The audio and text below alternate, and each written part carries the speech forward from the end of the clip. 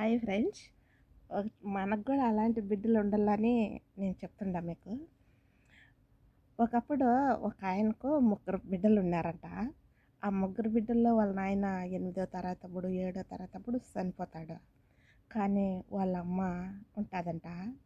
కానీ ఆ బిడ్డలు ముగ్గురు వాళ్ళ అమ్మమ్మ. అలాంటి బిడ్డలు మనకు కూడా ఉంటే ఎంత బాగుంటుంది ఫ్రెండ్స్.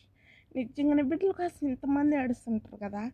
ఆ బిడ్డలో వాళ్ళ కొడుకు అడిగాడంట బండి కావాలని. అడిగితే వాళ్ళ అమ్మ ఇది అట్లా అదట్లా చెప్పిందంట. కానీ ఇన్నిసార్లు చెప్తుండ కదా ఇదురు నా బిడ్డకు నేను తీసుకెళ్ళాలని అనుకునేదంట వాళ్ళ అమ్మ.